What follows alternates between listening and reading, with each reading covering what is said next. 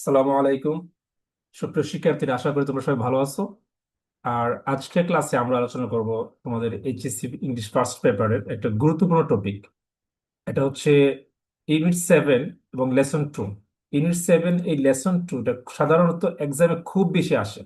গত কয়েক বছরের আমরা যদি গত কয়েক বছরের কোয়েশন অ্যানালাইসিস করি, দেখা যাবে যে এই লেসন থেকে সাধারণত, অথবা এই ইউনিট থেকে, ইউনিট 7-এ তিনটা লেসন আছে। একটা হচ্ছে ওই যে ব্রজেন দাস, 2 নম্বর হচ্ছে যে স্কেলিং মাউন্টেন পিক, 3 নম্বর হচ্ছে আনবিটেন গার্লস। এই তিনটা লেসন থেকে সাধারণত মানে এক্সামে, মানে ফাইনাল এক্সামে, এইচএসসি ফাইনাল এক্সামে কোনো না কোনো কোয়েশন থাকেই।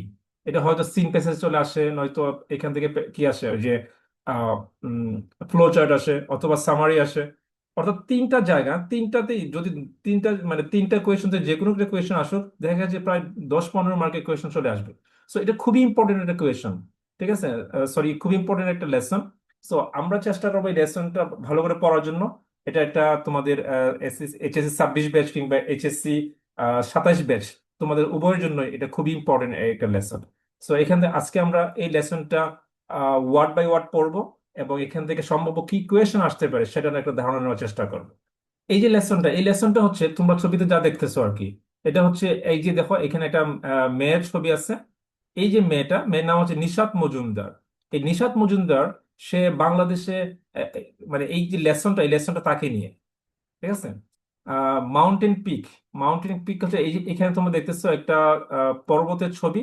এই পর্বতের ছবি মানে হচ্ছে আহ, এই যে মেয়েটা নিশাত মজুমদার, সে এই যে বিশ্বের সবচেয়ে সর্বোচ্চ শৃঙ্গ যেটা বলা হয়, সর্বোচ্চ পর্বত যেটা মাউন্ট এভারেস্ট, সেই মাউন্ট এভারেস্টে আরোহণ করছে। তো স্কেলিং মানে হচ্ছে আরোহণ করা বা চড়া। ঠিক আছে।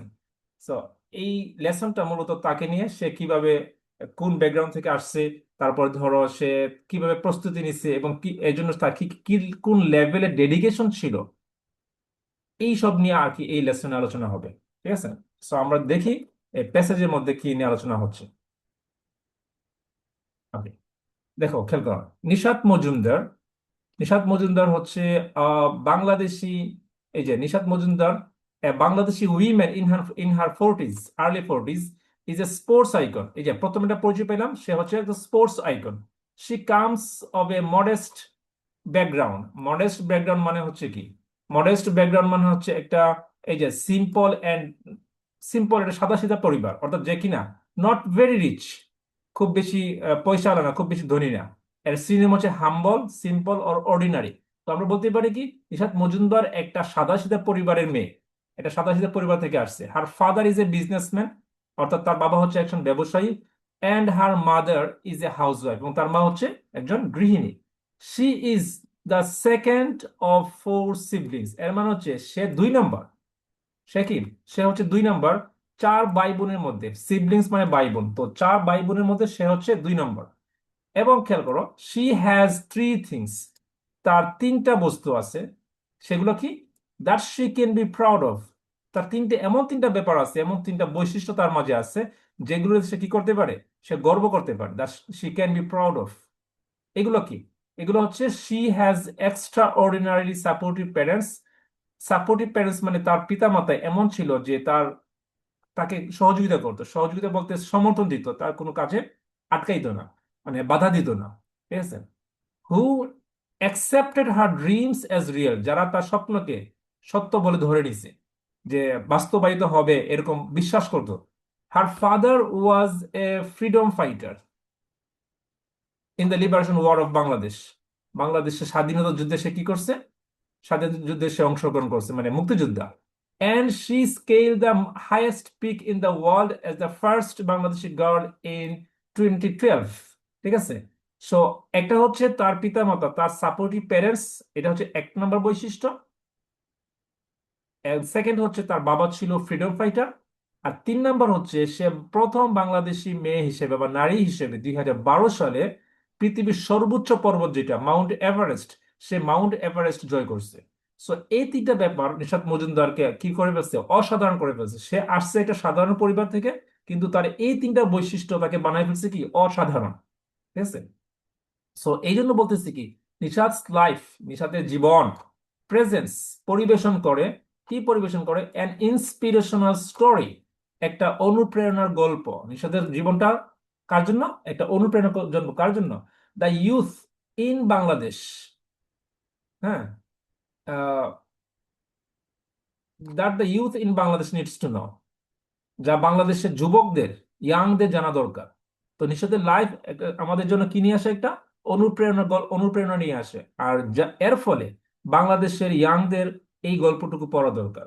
সো এইখানে মোটামুটি একটা কথা বলতে পারি, সেটা হচ্ছে এই যে প্যাসেজটা পড়লাম, এই প্যাসেজ যে নিশাত মজুমদার সম্পর্কে আইডিয়া দেওয়া হয়েছে, তার ব্যাকগ্রাউন্ড সম্পর্কে আইডিয়া দেওয়া হয়েছে, তার বাবা সম্পর্কে, মা সম্পর্কে একটা পরিচয় দেওয়া হয়েছে, এবং পাশাপাশি বাবা মার বৈশিষ্ট্য সম্পর্কেও বলা হয়েছে, এবং বলা হয়েছে তার এমন তিনটা বস্তু আছে, এমন তিনটা বৈশিষ্ট্য বা কোয়ালিটি আছে যেগুলো নিয়ে সে কি করতে পারে? গর্ব করতে পারে। এক নম্বর হচ্ছে তার সাপোর্টিভ প্যারেন্টস আছে। দুই নম্বর হচ্ছে তার বাবা হচ্ছে ফ্রিডম ফাইটার, এটা বাংলাদেশের জন্য এটা খুবই গর্বের ব্যাপার। তিন নম্বর হচ্ছে সে বাংলাদেশের প্রথম নারী হিসেবে 2012 সালে পৃথিবীর সর্বোচ্চ পর্বত মাউন্ট এভারেস্ট জয় করছে। সো এই জন্য যদি প্রশ্ন করা হয় why is the life of Nishat Majumdar a source of inspiration for the youth of Bangladesh, এই প্রশ্ন করা হইতে পারে। এই প্রশ্ন করা হলে আমরা আশা করি এখন আনসার দিতে পারবো, তাই না? ওকে। আর এইখানে দরকারি সব প্রেপোজিশন দেওয়া হয়েছে, কি যেন সিনোনিম অ্যান্টোনিম দেওয়া আছে। এখানে যে ভার্ব গুলো আছে, যে এখানে কিছু ভার্ব আছে, যেমন এক্সট্রা অর্ডিনারিলি অর্থ হচ্ছে সাপোর্টিভ, তারপর হচ্ছে কি স্কেলড, তারপর হচ্ছে পিক, হুম, তারপর হচ্ছে ইন্সপিরেশনাল। এই সবগুলা ওয়ার্ড আমরা শিখে ফেলবো, ঠিক আছে? এই সবগুলাই কমন, কিন্তু আমরা এই সবগুলা সিনোনিম অ্যান্টোনিম শিখবো, সেটা হচ্ছে আমাদের মেন ব্যাপার। কারণ আমরা আসলে সিনোনিম অ্যান্টোনিমে আটকে যাই, আমাদের রিডিং করতে অনেক সময় সমস্যা হয় না, বুঝে ফেলি, কিন্তু সিনোনিম অ্যান্টোনিম আসলে আমরা আটকে যাই। তো আমাদের কি করা লাগবে? এই সবগুলো সিনোনিম অ্যান্টোনিম শিখে ফেলতে হবে। 2 নাম্বার, নেক্সট প্যারাগ্রাফ, যেটা নেক্সট প্যারাগ্রাফে কি বলছে? নেক্সট প্যারাগ্রাফ বলতেছে, Nishat was born on 5 January 1981 in a village call Teori. অর্থাৎ তার, এখন আমরা তার বাসস্থান বা তার এলাকা সম্পর্কে, তার জন্মস্থান সম্পর্কে একটা আইডিয়া পাবো, ঠিক আছে?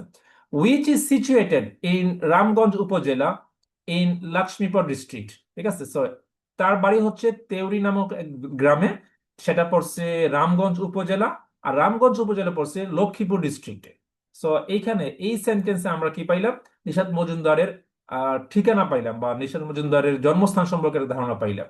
তারপর বলতেছে শি কমপ্লিটেড, সে শেষ করেছে বা সম্পন্ন করেছে, হার স্কুলিং, সে তার স্কুলিং শেষ করেছে, from Bottomley Home Girls High School in 1997। এই স্কুলিং মানে কি? স্কুলিং মানে হচ্ছে 1 থেকে নিয়ে 10 পর্যন্ত যে পড়াশোনাটা, অথবা 6 থেকে নিয়ে যে 10 পর্যন্ত পড়াশোনাটাকে আমরা স্কুলিং বলি, অর্থাৎ মাধ্যমিক স্কুল, ঠিক আছে? সে মাধ্যমিক পড়াশোনা সম্পন্ন করেছে কোন জায়গায়? Bottomley Home Girls High School, and passed HSC from Shaheed Anwar Girls College in 1999। এবং 1999 সালে এই শহীদ আনোয়ার গার্লস কলেজ থেকে সে এইচএসসি পাস করছে।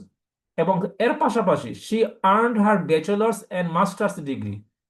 সে কি করলো? ব্যাচেলার্স এবং মাস্টার্স ডিগ্রি শেষ করছে কোন জায়গা থেকে? কিসে? প্রথম কথা হচ্ছে সে শেষ করছে কিসে, কোন সাবজেক্ট নিয়ে? অ্যাকাউন্টিং নিয়ে। ইন অ্যাকাউন্টিং, কোথা থেকে? From Dhaka city college. So Dhaka city college থেকে সে অনার্স এবং মাস্টার্স শেষ করছে অ্যাকাউন্টিং নিয়ে, ঠিক আছে? অ্যান্ড কারেন্টলি, এবং সাম্প্রতিককালে, কারেন্টলি মানে কি? বর্তমানে, ঠিক আছে? বর্তমানে, and currently works for Dhaka ওয়াসা অ্যাজ এন অ্যাকাউন্টেন্ট। এবং বর্তমানে সে ঢাকা ওয়াসার একজন অ্যাকাউন্টেন্ট হিসেবে, হিসাব রক্ষক হিসেবে কাজ করতেছে। সো ঢাকা ওয়াসা সম্পর্কে তোমাদের হয়তো অনেকে জানা আছে। ঢাকা ওয়াসা হচ্ছে যারা পানির সরবরাহ করে আর কি, সরকারি একটা প্রতিষ্ঠান যারা পানি সরবরাহ করে, ঢাকা ওয়াসা, ঠিক আছে? She is also she is also interested in different languages and cultures of the world. এর পাশাপাশি তার ভিন্ন কালচার এবং ভাষা সম্পর্কেও তার প্রচুর আগ্রহ আছে। এবং এর ফলে has enrolled for her MA in Japan studies at Dhaka university. এবং এর ফলে সে কিন্তু অনার্স মাস্টার শেষ করে ফেলছে ঢাকা সিটি কলেজ থেকে অ্যাকাউন্টিং নিয়ে, তাই না? এবং এর ফলে তার পাশাপাশি তার হবি বা তার খুব আগ্রহ হচ্ছে কি নিয়ে? বিদেশি ভাষা বা ল্যাঙ্গুয়েজ নিয়ে জানা তার খুব আগ্রহ। সে এইটাও শেষ করছে কোন জায়গা থেকে? সে MS in Japan studies, Dhaka বিশ্ববিদ্যালয়ে সে ভর্তি হয়েছে কিসে? এনরোল মানে কি হওয়া, এডমিশন নেওয়া, ভর্তি হওয়া, ঠিক আছে। এনরোল করছে কিসে? MA in Japan studies. Japan স্টাডিজের জন্য সে জাপান স্টাডিজে এমএ করতেছে কোন জায়গায়? ঢাকা ইউনিভার্সিটিতে। ঠিক আছে। সো এইখানে আমরা আইডিয়া, আমরা এই যে প্যারা, এই 2 নম্বর প্যারা আমরা কি নিয়ে আইডিয়া পাইলাম? এই 2 নম্বর প্যারায় বলা হয়েছে যে নিশাত মজুমদারের জন্মস্থান সম্পর্কে আইডিয়া দেওয়া হয়েছে, এবং মানে জন্ম তারিখ, জন্ম সাল সম্পর্কে বলা হয়েছে। পিন পয়েন্ট করে একেবারে তার গ্রামের নাম, তার উপজেলা এবং ডিস্ট্রিক্ট সবই বলা হয়েছে।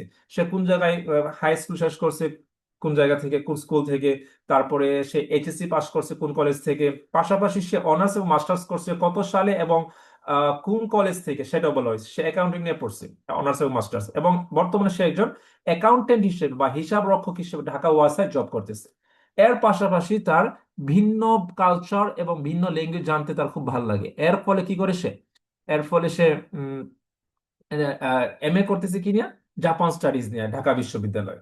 সো এইখান থেকে আমরা তার এডুকেশন সম্পর্কে এবং তার হবি সম্পর্কে এবং তার জন্মস্থান সম্পর্কে একটা আইডিয়া পাইলাম, ঠিক আছে। আচ্ছা, তারপরে দেখি, তারপরে হচ্ছে, তারপরে পরে খেয়াল করো, ফর আজ মানে আমাদের জন্য, ফর আজ মানে আমাদের জন্য, Nishad life comes across as specially significant, আমাদের জন্য এটা একটা বিশাল অনুপ্রেরণার উৎস হয়ে আসে, কাম অ্যাক্রস আসে, হ্যাঁ, স্পেশালি সিগনিফিকেন্ট, খুবই তাৎপর্যপূর্ণ, তাৎপর্যপূর্ণ কেন? বিকজ, কারণ বলতেছে বিকজ ইট টেলস আস, এটা আমাদেরকে বলে, how the influence of one person, কিভাবে এক ব্যক্তির প্রভাব, দা ইনফ্লুয়েন্স মানে কি? প্রভাব। কিভাবে এক ব্যক্তির প্রভাব কি করে, ক্যান মোটিভেট, মোটিভেট করতে পারে সামওয়ান, কাউকে। কিভাবে এক ব্যক্তির প্রভাব কোনো ব্যক্তিকে মোটিভেট করতে পারে, কেন মোটিভেট করতে পারে? টু ড্রিম বিগ, বড় স্বপ্ন দেখার জন্য। ঠিক আছে। কিভাবে একজন ব্যক্তির প্রভাব অন্য ব্যক্তিকে বা আরেকজনকে বড় স্বপ্ন দেখার ব্যাপারে প্রভাবিত করতে পারে বা উদ্বুদ্ধ করতে পারে, এই বিষয়টা আমরা জানতে পারি নিশাতের জীবন থেকে, জীবনী থেকে, বা নিশাতের লাইফ থেকে। তারপর বলতেছে as the daughter of A freedom fighter, as অত যেহেতু, ঠিক আছে, যেহেতু, the daughter of A freedom fighter, as she is the daughter of A freedom fighter, যেহেতু সে একজন মুক্তিযোদ্ধার মেয়ে, নিশাত হ্যাড টু ফেস, নিশাতকে মোকাবেলা করতে হয়েছিল। এই হ্যাড টু মানে হতে করতে হয়েছিল, হ্যাড টু হচ্ছে কি একটা মোডাল ভার্ব, হ্যাঁ। So had to semi modal verb, had to হচ্ছে আসলে সাধারণত সেমি মডেল ভার্ব, এর অর্থ হচ্ছে অতীতে কোনো কিছু করতে বাধ্য ছিল কেউ, এটা বোঝানোর জন্য এটা ব্যবহার করা হয়। So Nishat had to face, নিশাতকে মোকাবেলা করতে হয়েছিল বা মুখোমুখি হতে হয়েছিল কিসের? মেনি অবস্টেকলস, অবস্টেকলস মানে প্রতিবন্ধকতা, অবস্টেকলস মানে কি? প্রতিবন্ধকতা, অনেক ঝক্কি ঝামেলা, অনেক সংকটের মোকাবেলা করতে হয়েছিল কিসের? ইন হার লাইফ, তার জীবনে। নিষাদকে তার জীবনে অনেক ঝক্কি ঝামেলা, অনেক প্রতিবন্ধকতার শিকার হইতে হয়েছিল। বাট কিন্তু, হার মাদার, তার মা, হার রোল মডেল, তার মা কি? তার, তার আদর্শ, her mother, her role model, gave her courage, তাকে সাহস দিয়েছে, অ্যান্ড ডিটারমিনেশন, খারেজ মানে হচ্ছে সাহস, খারেজ মানে কি? সাহস, অ্যান্ড ডিটারমিনেশন মানে দৃঢ়তা। দৃঢ়তা মানে হচ্ছে যখন আমরা কোনো সিদ্ধান্ত নিই, এই সিদ্ধান্তে যে আমরা অটল থাকি, এই অটল থাকাকে বলা হয় দৃঢ়তা। অনেক সময় দেখা যায় কি, আমরা সিদ্ধান্ত নিই কোনো এই কাজ করবো, কাজ সিদ্ধান্ত নিই, কিন্তু সিদ্ধান্ত নেওয়ার পরে একবার সফল চেষ্টা করে যখন ব্যর্থ হই, তখন সাথে সাথে আমরা কি করি? সিদ্ধান্ত চেঞ্জ করে ফেলি। এটা কিন্তু খুব পুয়ার ডিটারমিনেশন। কিন্তু যখন কেউ কোনো কাজে কাজ করার সিদ্ধান্ত নিচ্ছে এবং সে সহজে ভেঙে পড়ে না, বারবার চেষ্টা করতেছে, সে লেগেই থাকে, লেগেই আছে, এরকম হইলে আমরা এটাকে বলতে পারি কি? যে ডিটারমিনেশন। ডিটারমিনেশন মানে দৃঢ়তা, কোনো কিছু পেছনের সাথে লেগে থাকা, ঠিক আছে। সো তার মাতাকে কি দিল? Gave her courage and determination, তার মাতাকে কি দিল? সাহস দিল এবং দৃঢ়তা দিল, মানে লেগে থাকার একটা অভ্যাস বা একটা হ্যাবিট। কেন? টু ওভারকাম, ওভারকাম অর্থ কি করা? অতিক্রম করা, ডিঙিয়ে যাওয়া। তার যখনই তার জীবনে কোনো প্রবলেম আসতো, তার মা তার পাশে দাঁড়াতো, অনুপ্রেরণা দিত, সাহস দিত, এবং এর ফলে সে কি করতে পারতো? যে কোনো সমস্যা সে মোকাবিলা করতে পারতো। টু ওভারকাম, সে ওভারকাম করতে পারতো। এই যে দেম, দেম মানে কি? ওই সমস্ত বিপদ, ওই সমস্ত সংকট সে কি করতো? মোকাবিলা করে ফেলতো। অ্যান্ড পার্সু, এবং পার্সু মানে হচ্ছে কোনো কিছুর পেছনে ধাওয়া করা, তাড়া করা। যেমন ধরো তোমাদেরকে ক্রিকেট খেলায় প্রতিপক্ষ টিম 300 রান টার্গেট দিল, আর এরপরে টিম কি করে? এই 300 রান টার্গেট করে এই বেটিং করে, তাই না? যাতে করে সে কি করতে পারে, জিততে পারে। সো পার্সু মানে কোনো কিছুর পেছনে যাওয়া, ধাওয়া করা, তাড়া করা। সো স্বপ্নের পেছনে আমরা দৌড়াই, এই জন্য এটাকে বলা হয় কি, পার্সু। সো এখানে বলছি কি, এন্ড পার্সু হার ড্রিমস, এই যে খেয়াল করো, এবং সে তার স্বপ্নকে ধাওয়া করলো, তাড়া করলো, স্বপ্নের পেছনে দৌড়ালো। ঠিক আছে। সো এখানে বলছে যে নিশাত মজুমদারের মা হচ্ছে তার রোল মডেল, যে কিনা তাকে সাহস দিত এবং দৃঢ়তা দিত, অনুপ্রেরণা দিত কি করার জন্য, to overcome all the problem, সকল সংকট সমস্যা মোকাবিলা করার জন্য, এবং পার্সু হার ড্রিমস, এবং তার স্বপ্নকে বাস্তবায়ন করার জন্য। ঠিক আছে। আশুরা মজুমদার হচ্ছে তার মা, নিশাতস মাদার, আশুরা মজুমদারকে নিশাতের মা, is a hard working and understanding women. এখানে নিশাত মজুমদারের মা সম্পর্কে বলা হচ্ছে যে নিশাত মজুমদারের মা হচ্ছে একজন পরিশ্রমী এবং hard working and understanding, understanding women বলতে যার কি আছে, মানে কি আছে, সমমর্মিতা আছে মেয়ের প্রতি, মানুষের প্রতি। আন্ডারস্ট্যান্ডিং মানে বুঝা, মানে মেয়ের ইচ্ছা অনিচ্ছাটা বুঝে, মেয়ে কি করতে চায়, মেয়ের স্বপ্ন আছে, এটা সে বুঝে। আমাদের অনেক মা আছে না যে তার মাথায় ঢুকতেছে না, তার মানে এটা ভুল, সে ভুল করতেছে। মানে সন্তান কিছু একটা করতে চায়, কিন্তু মা মা মা এটা বুঝতেছে না, করলে ভালো হবে না খারাপ হবে, এই জন্য মা করতে দেয় না। কিন্তু নিশাত মজুমদারের মা হচ্ছে কি এর অন্যরকম, যে তার মাথায় হয়তো ঢুকতেছে না, কিংবা সে হয়তো নিজে কোনো লাইফে এই কাজটা করে নাই, কিন্তু মেয়ে করতে চাইছে। তো মেয়েকে কি করতেছে, মেয়ের দরকার মনে করে মেয়েকে অনুপ্রেরণা দিচ্ছে, বা মেয়েকে এই ব্যাপারে সহযোগিতা করতেছে। ঠিক আছে। এই যে দেখো এখানে কি বলছে, নিশাত মজুমদারের মা, who has been a pillar of support for her family in the direst of situation. কে? তার মা, নিশাত মজুমদারের মা, যিনি ছিলেন, হু হ্যাজ বিন আ পিলার, যিনি ছিলেন এটা খুঁটি, কিসের খুঁটি, অফ সাপোর্ট, হ্যাঁ, সাহায্যের খুঁটি, কার জন্য, ফর হার ফ্যামিলি, তার ফ্যামিলির জন্য।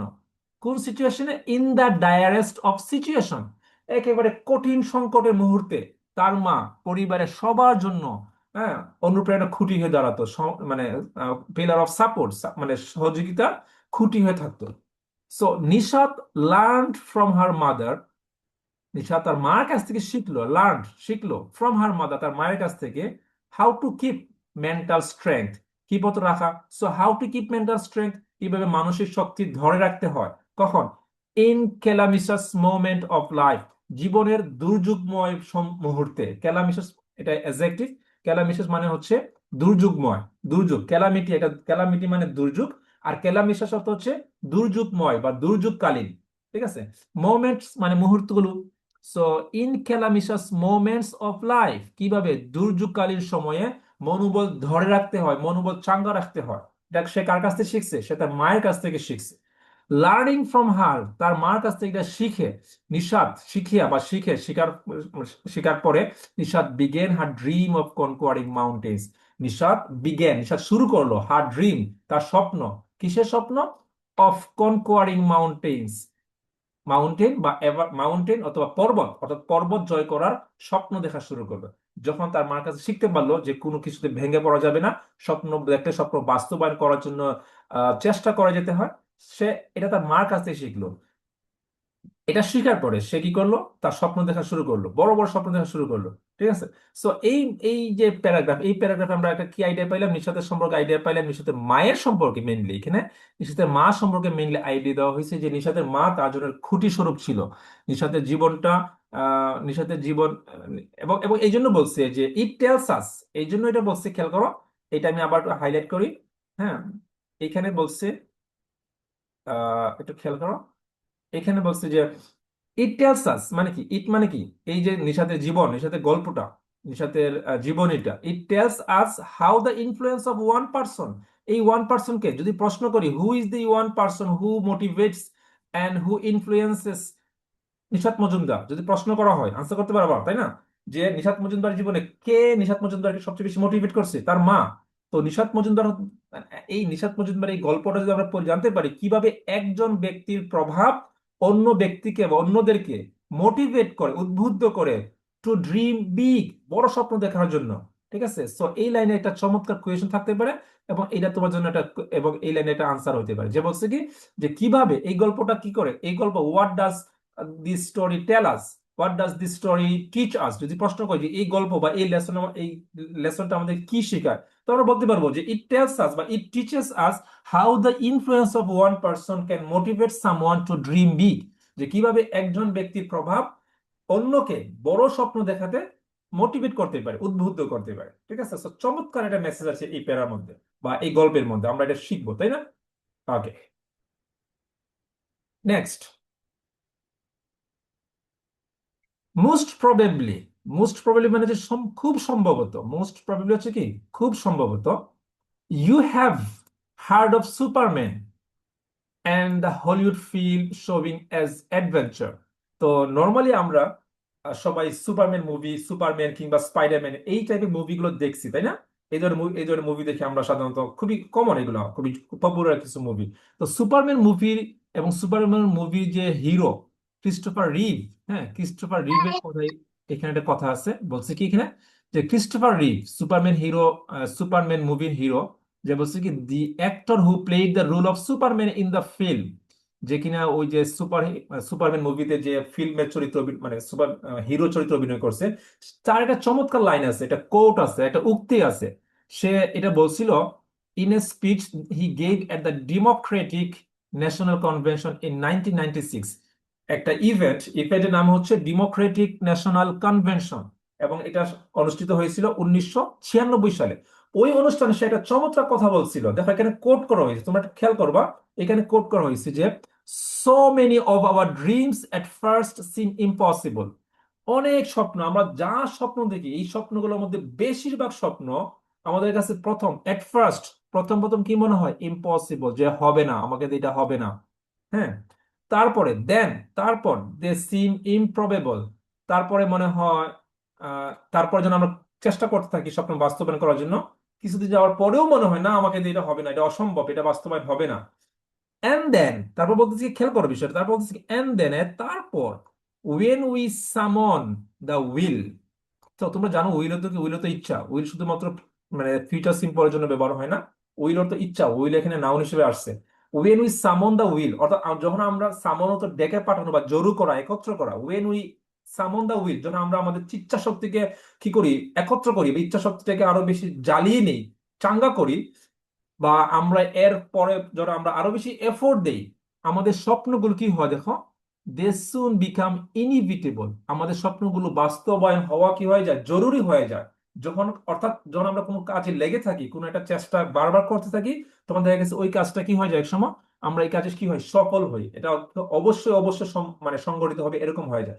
সো ইনইভিটেবল মানে হচ্ছে কি সার্টেন টু হ্যাপেন, যা অবশ্যই ঘটবে।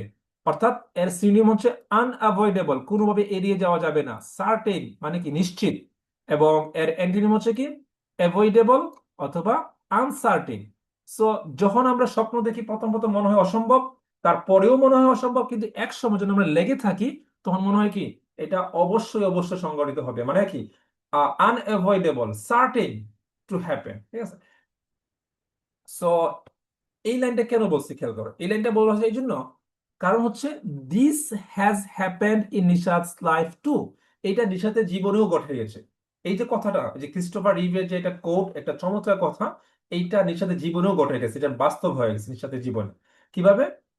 দো, যদিও she had a long cherish dream to be a mountaineer, এই যে লং চেরিস ড্রিম, এটা চমৎকার ফ্রেজ। লং চেরিস ড্রিম মানে হচ্ছে দীর্ঘদিনের লালিত স্বপ্ন, চেরিসড মানে হচ্ছে খেয়াল করো, চেরিসড মানে হচ্ছে কোনো কিছু, হ্যাঁ ডিপলি লাভড অর ভ্যালিড, কোনো কিছু হৃদয়ের গভীরে গভীরে বাস করে, এরকম কোনো একটা স্বপ্ন যা আমরা খুব গভীরে লালন করি, বা এই জন্য লং চেরিস মানে কি, যেটা আমরা দীর্ঘদিন যাবত যে স্বপ্ন দেখে আসছি। সো নিশাতের জীবনে একটা চমৎকার, বা নিশাতের জীবনে একটা দীর্ঘদিনের লালিত স্বপ্ন ছিল যে সে কি হবে, টু বি আ মাউন্টেনিয়ার। এই যে খেয়াল করো, আহ, এই যে টু বি এ মাউন্টেনিয়ার, সে এটা তার ছিল কি তার দীর্ঘদিনের লালিত স্বপ্ন। বাট এটা সে, ওই যে বলো না দীর্ঘদিন লালিত স্বপ্ন, কিন্তু এটা কি হয় নাই 2003 সালের আগে, এই যে ইট ওয়াজ নট আনটিল 2003, 2003 সালের আগে এটা কোনোদিন সে ট্রাইও করে নাই, চেষ্টাও করে নাই, বা চিন্তাও করে নাই, জাস্ট স্বপ্ন দেখে that she could climb the 967 feet high কেওক্রাডো, বাংলাদেশের সম্ভবত এটাই বাংলাদেশের সর্বোচ্চ পর্বত, যেটা তোমাদের রাঙামাটিতে অবস্থিত। সো রাঙামাটিতে অবস্থিত এই যে কেওক্রাডং, এটা হচ্ছে 967 ফিট হাইট। হ্যাঁ, 967 ফিট উঁচু। সে প্রথমবার 2003 সালে কি করলো, এই কেওক্রাডং এর 967 ফিট উঁচু যে পর্বত, সেটা সে কি করলো, আরোহণ করলো বা ক্লাইম্ব করলো, স্কেল করলো। ঠিক আছে। সো এখানে বলছে the climbing event was organized on 29 May 2003। এই যে ইভেন্টটা 2003 সালের 29 মে আয়োজন করা হয়েছিল। কে আয়োজন করছিল বা কেন আয়োজন করছিল সেটাও এখানে বলা আছে। বলছে to celebrate the 50th anniversary of Edmund Hillary and Tenzing Norgay's conquest of Mount Everest. পৃথিবীর দুইজন ব্যক্তি, প্রথম দুই ব্যক্তির নাম হচ্ছে, একজন নাম হচ্ছে এডমন্ড হিলারি, আরেকজন নাম হচ্ছে তেনজিং নরজে। এই দুজন ব্যক্তি হচ্ছে প্রথম যারা কিনা মাউন্ট এভারেস্ট প্রথমবার কি করছিল, জয় করছিল।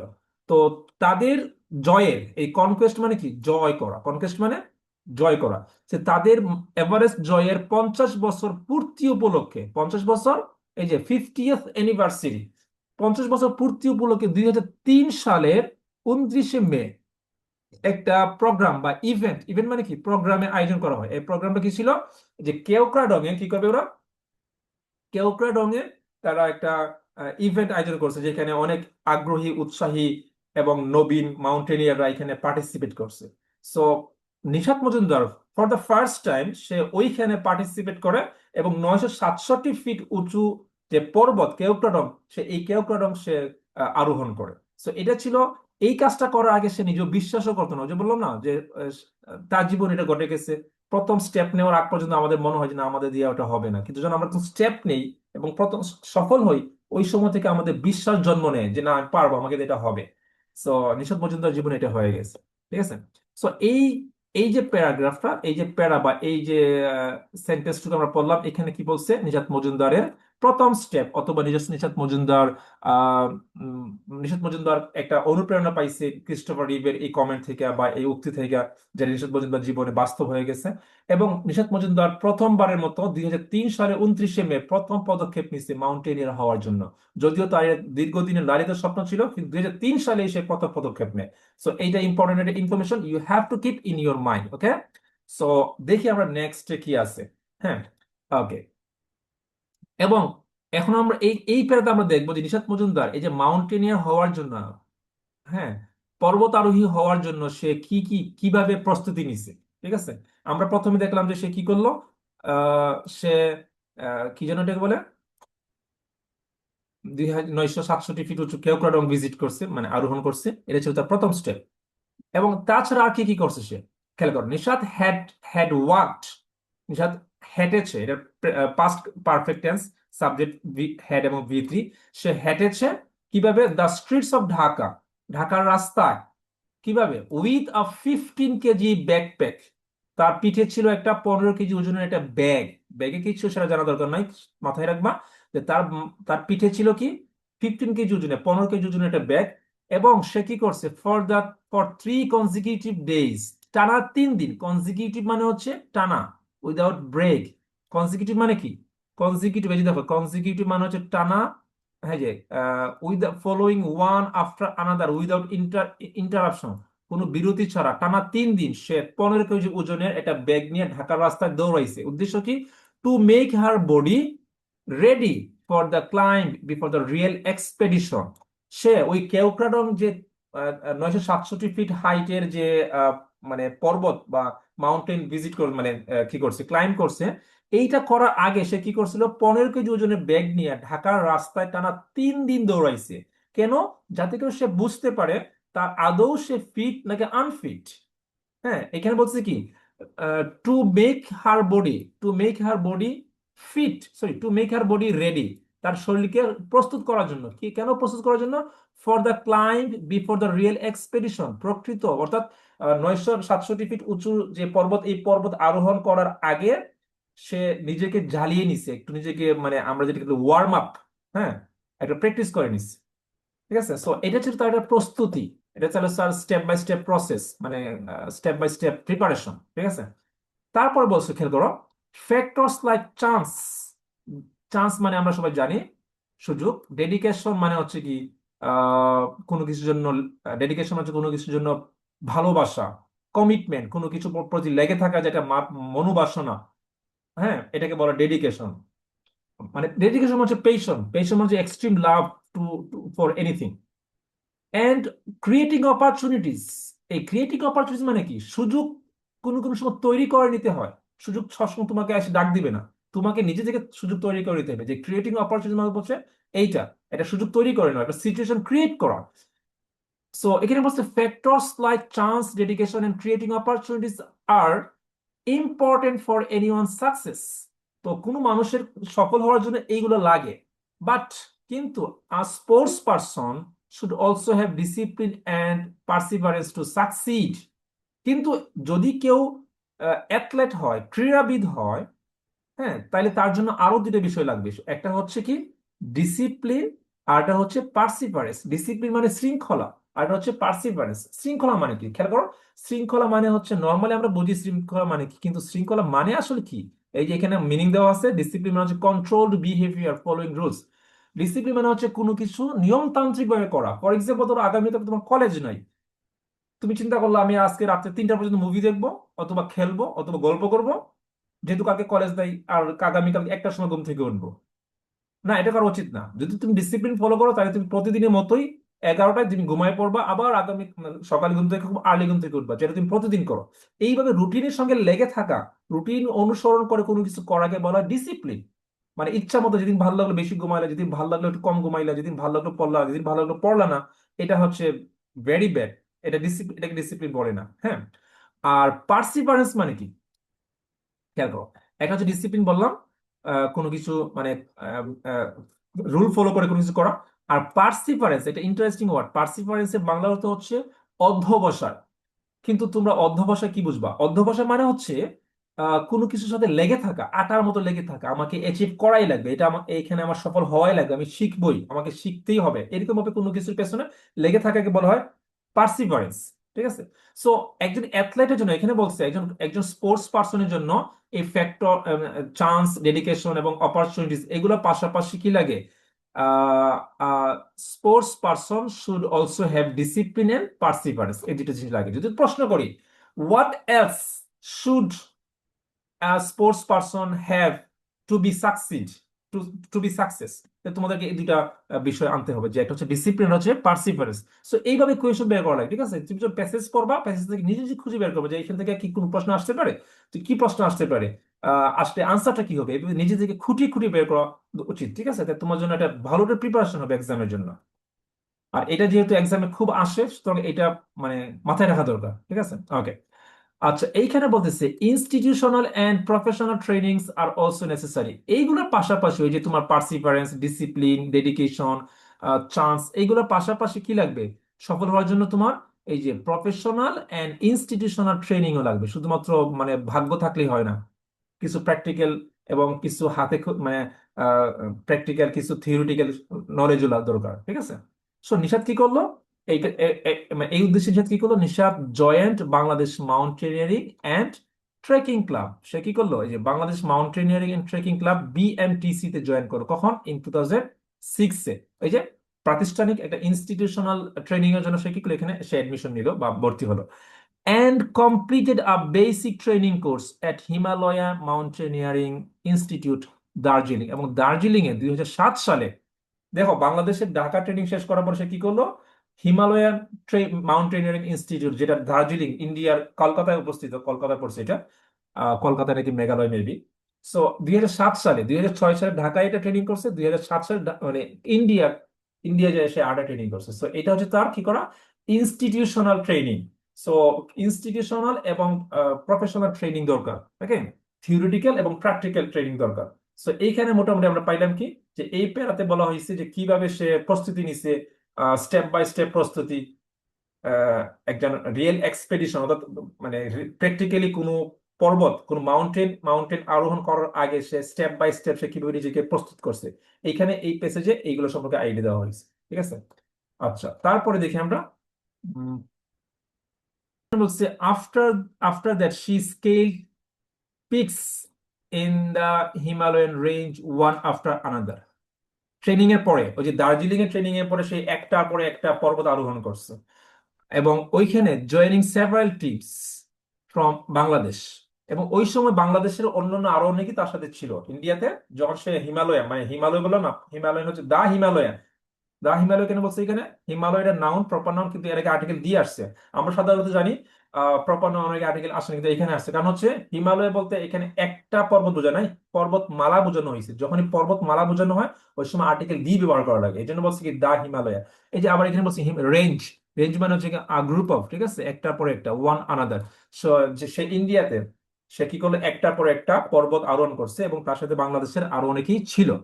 টুডে, মানে কি টুডে বলতে আজ না, এটা হচ্ছে বর্তমানে, we have a mountain peak in the Himalayas. ওই হিমালয়াতে একটা কি আছে, মাউন্টেন পিক আছে, নাম হচ্ছে কি দা নেপাল বাংলাদেশ ফ্রেন্ডশিপ পিক। এর নাম হচ্ছে নেপাল বাংলাদেশ ফ্রেন্ডশিপ পিক। এই নাম দেওয়া হয়েছে। এটা কেন নামকরণ করা হয়েছে? Because mountaineers from the two friendly countries jointly climbed it for the first time. কারণ হচ্ছে দুই দেশে, নেপাল এবং বাংলাদেশের কিছু পর্বতারোহী প্রথম, because mountaineers from the two friendly countries jointly climbed it for the first time, ঠিক আছে। প্রথমবারের মতো সে কি করলো, বাংলাদেশ এবং নেপালের কয়েকজন মাউন্টেনিয়ার অর্থাৎ পর্বতারোহী ওইটা প্রথমবারের মতো মানে কি করছিল, স্কেল করছে অর্থাৎ আরোহণ করছে। এই জন্য ওইটা নামকরণ করা হয়েছে কিভাবে, এইভাবে। এবং ওই সময় নিশাত, দেখো খেয়াল করো, নিশাতের team was led by M A Mohit. এই যে তোমরা কি এই নামটা আগে শুনছো কি, M A Mohit? M A মোহিত হচ্ছে বাংলাদেশের পুরুষদের মধ্যে মেবি 2 নাম্বার যে কিনা এভারেজ জয় করছে। একটা গুরুত্বপূর্ণ তথ্য দিয়ে রাখি এখানে, বাংলাদেশে প্রথম বাংলাদেশি হিসাবে যার নামটা আসবে সে হচ্ছে মুসা ইব্রাহিম। প্রথম বাংলাদেশি হিসাবে যে পর্বত মানে মাউন্ট এভারেস্ট জয় করছে তার নাম হচ্ছে মুসা ইব্রাহিম, ঠিক আছে। আর মেয়েদের মধ্যে প্রথম হচ্ছে নিশাত মজুমদার। যদি প্রশ্ন করে who is the first Bangladeshi mountaineer অথবা এভারেস্ট উইনার, দেন তুমি বলবা মুসা ইব্রাহিম। আর যদি বলে who is the first Bangladeshi girl who scale the Mount Everest, then তুমি বলবা নিশাত মজুমদার, ঠিক আছে। মেয়েদের মধ্যে প্রথম হচ্ছে কে? নিশাত মজুমদার। আর ওভারঅল ছেলে মেয়ে উভয়ের মধ্যে প্রথম হচ্ছে গিয়ে মুসা ইব্রাহিম, ঠিক আছে। সো ওই টিমে কে ছিল? ওই টিম নেতৃত্ব দিছে led by M A Mohit, who has been on top of Everest and quite a few other peaks higher than 8,000 meters, ঠিক আছে। সো মাউন্ট এভারেস্ট, লিটারেলি যে মাউন্ট এভারেস্ট যেটা নেপালে অবস্থিত, এই মাউন্ট এভারেস্টের হাইট কিন্তু হচ্ছে বিশাল। বিশাল বলতে আনবিলিভেবল, ঠিক আছে। এত উঁচু যে ওই উচ্চতায় বিমানও উঠে না, এত উঁচু, ঠিক আছে। তো এর 8,000 মিটারের চাইতেও বেশি উঁচু, ঠিক আছে। ইন বাংলাদেশ, তার এটা হচ্ছে আমাদের ফাইনাল প্যারা, ঠিক আছে। এই ফাইনাল প্যারা হচ্ছে এরকম, বলতেছে কি, in Bangladesh mountaineering is a new sports activity. বাংলাদেশে কিন্তু এই যে মাউন্টেনিয়ারিংটা, পর্বত আরোহণ করা যে একটা এইটা কিন্তু বাংলাদেশের জন্য খুবই নতুন, মানে একেবারে নতুন। এবং এখানে and we are yet to develop a culture that will encourage a women's mountaineering activities. এবং আমাদের দেশে এই কালচার কিংবা এই সাপোর্টও নয় যে মেয়েরা সাধারণত মাউন্টেনিয়ার হওয়ার জন্য স্বপ্ন দেখবে। বাংলাদেশের জন্য, বাংলাদেশে এটা খুব কমন না, কম্পারেটিভলি একটু নিউয়ার। সেকেন্ড হচ্ছে বাংলাদেশের মেয়েদের জন্য এটা খুব ভালো একটা মানে কি না, ফেভারেবল এনভায়রনমেন্টও নাই, ঠিক আছে। সো নিশাত কি বলতেছে, Nishat took the challenge. Nishat took the challenge মানে কি, সে চ্যালেঞ্জ নিল, টেকেন, হ্যাঁ সে নিয়েছে। কি নিল? চ্যালেঞ্জ নিল। And she was supported by her parents, এবং সে তার পিতামাতার কাছ থেকে কি পাইছে? সাপোর্ট পাইছে। This is an expensive sport. এটা একটা খুব পয়সা ব্যয়বহুল একটা খেলা। মাউন্টেনিয়ারিং তুমি এটা খেলা ভাবতে পারো, হবি ভাবতে পারো, whatever you think, no problem, কিন্তু এটা খুবই expensive. And Nishad and other mountaineers could not have succeeded. Nishad এবং অন্যান্য মাউন্টেনিয়ার যারা পর্বতারোহী, তারা কুড নট হ্যাভ সাকসিডেড, তারা কি হতে পারতো না? সফল হতে পারতো না। ইফ, যদি সেভারাল অর্গানাইজেশনস, বিভিন্ন organisation had not help them, যদি তাদেরকে সাহায্য করতো না। অর্থাৎ বাংলাদেশে পর্বত আরোহণ কনসেপ্টটা বা এইটা যে এই অ্যাক্টিভিটিটা খুবই কমন না, এবং খুবই এক্সপেন্সিভ হওয়ার কারণে যে কারো পক্ষে করা সম্ভব না। তো এই ক্ষেত্রে দেখা গেছে যে কিছু অর্গানাইজেশন আছে যারা কি করে এই ক্ষেত্রে সাহায্য করে, ঠিক আছে। So Nishat was an ambassador, Nishat was an ambassador of, Nishat ছিল কিসের ambassador? Of because I am girl, এরকম একটা ক্যাম্পেইন আছে। এই ক্যাম্পেইনের বা একটা মুভমেন্টের সে ছিল অ্যাম্বাসেডর। অ্যাম্বাসেডর মানে প্রতিনিধি, ঠিক আছে। ক্যাম্পেইন মানে প্রচার, ক্যাম্পেইন মানে কি প্রচার। সো এরকম একটা প্রচার আছে বা একটা ক্যাম্পেইন আছে বা একটা মুভমেন্ট আছে তোমরা বলতে পারো, because I am a girl. এই গার্লের বা এই মুভমেন্টের অ্যাম্বাসেডর ছিল নিশাত, নিশাত মজুমদার। এটা এই এই যে মুভমেন্টটা, মুভমেন্টটা কার? মুভমেন্টটা হচ্ছে plan international Bangladesh. Plan international এর নামে একটা এনজিও আছে, প্ল্যান ইন্টারন্যাশনাল। তাদের একটা অ্যাক্টিভিটি আছে, উম, মানে প্ল্যান বাংলাদেশ ইন্টারনেট, মানে প্ল্যান ইন্টারন্যাশনাল বাংলাদেশ চ্যাপ্টার। তারা এটা কি করছে, ইনিশিয়েট করছে, লঞ্চ করছে এবং এটা স্পন্সর করছে আর কি, in her expedition to Mount Everest in 2012। ঠিক আছে।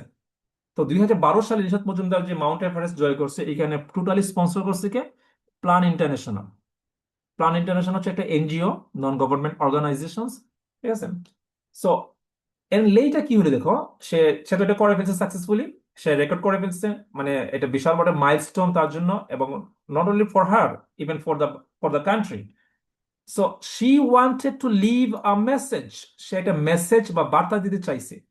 এটা করার পর, সে সফল হওয়ার পরে, সে মাউন্টেনিয়ার হিসেবে সফল হওয়ার পরে, সে মানুষকে একটা বার্তা দিতে চাইছে for all the people of Bangladesh, সারা বাংলাদেশ মানে দেশবাসীকে, দেশের সারা দেশে মানুষকে, দ্যাট যে a girl can do anything a boy can do.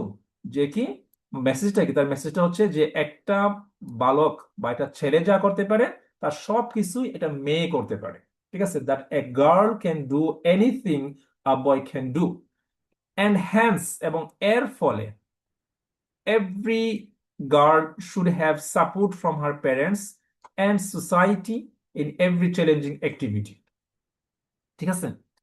So এইখানে কি বলছে যে আহ, সে বলতেছে যে একটা, সে একটা মেসেজ দিতে চাইছে। মেসেজটা হচ্ছে এইটা, যে প্রতিটা মেয়ে সবই করতে পারে যা একটা ছেলে করতে পারে। অর্থাৎ একটা ছেলে এবং মেয়ে সমান সামর্থ্যের দিক থেকে, কি এটা ছেলে মেয়ে উভয়ই সমান। এবং এর ফলে সে বলতেছে কি, এবং এর ফলে উচিত হচ্ছে গিয়ে প্যারেন্টসদেরকে মানে কি করা লাগবে, তাদেরকে সাপোর্ট করা লাগবে, এবং সোসাইটি, সমাজকে।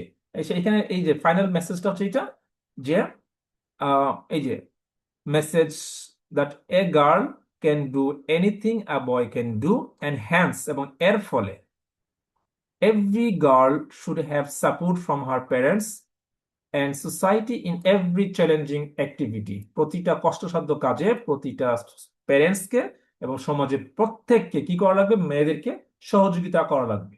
যদি এরকম করে, তাহলে একটা মেয়ে তার সামর্থ্যের প্রমাণ দিতে পারবে। সো এইখানে খেয়াল করো, এই প্যারাইতে, এই প্যারা কি নিয়ে আলোচনা করছে? এই প্যারা আসলে মূলত বলছে যে নিশাত মজুমদার যে এত বড় একটা এক্সপেন্সিভ স্পোর্টস অ্যাক্টিভিটি কি কন্ডাক্ট করলো, এর পেছনে সে এত টাকা কই পাইলো, যেহেতু এটা খুব এক্সপেন্সিভ। সে এখানে বলছে কি, আমি জানতে পারলাম যে সাধারণত কোন স্পন্সর ছাড়া এই ধরনের অ্যাক্টিভিটি করা পসিবল না। আর তাকে স্পন্সর করছে কে? প্ল্যান ইন্টারন্যাশনাল নামে একটা এনজিও, যাদের একটা because I am a girl নামে একটা ক্যাম্পেইন আছে। এই ক্যাম্পেইনের অ্যাম্বাসাডার ছিল কে? নিশাত মজুমদার। আর এর ফলে নিশাত মজুমদার তাদের কাছে কি পাইলো? স্পন্সর পাইলো। এবং finally after she became success, সে সফল হওয়ার পরে, she left a message for the country and for all the parents. সে কি করলো? সে দেশবাসীর জন্য এবং প্রত্যেকটা পিতা মাতার জন্য একটা মেসেজ দিল। মেসেজটা কি ছিল? যে একটা মেয়ে, একটা ছেলে যা করতে পারে, তার সবই একটা মেয়ে করতে পারে। এবং এর ফলে প্যারেন্টসদেরকে এবং সোসাইটিকে এগিয়ে আসতে হবে, তাদেরকে মানে সমর্থন দিতে হবে, তাদেরকে সহযোগিতা করতে হবে। তাইলে তারা কি করতে হবে? প্রতিটা চ্যালেঞ্জিং কাজে তারা সফল হবে। সো এটা হচ্ছে তার একটা ফাইনাল মেসেজ। এবং এখন চিন্তা করতে হবে তোমরা, আমরা আসলে এই মানে এই যে স্কেলিং এ মাউন্টেন পিক থেকে আমরা কি শিখলাম? এটা খুবই ইম্পর্টেন্ট একটা লেসন। কারণ হচ্ছে যে, কেন ইম্পর্টেন্ট? কারণ হচ্ছে এই যে তোমার এই এই মানে লেসনটা, অথবা এই ইউনিটে আরো একটা আছে তোমার, হচ্ছে সেটা হচ্ছে কি আনবিটেন গার্লস। এইটাও আর একটা ইম্পর্টেন্ট একটা লেসন, সেটাও ইনশাল্লাহ কভার করবো নেক্সট ক্লাসে, আই হোপ।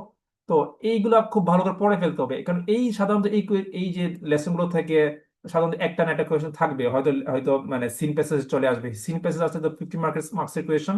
আর যদি ধরো কি হয়, এই যে সামারি 10 মার্কস, ফ্লো চার্ট আসলেও 10 marks. So this is very important. এই লেসনটা খুবই ইম্পর্টেন্ট। আই হোপ তোমরা সবাই এটা আরো একটু মনোযোগ দিয়ে পড়াশোনা করবা। তো থ্যাংক ইউ এভরিওয়ান।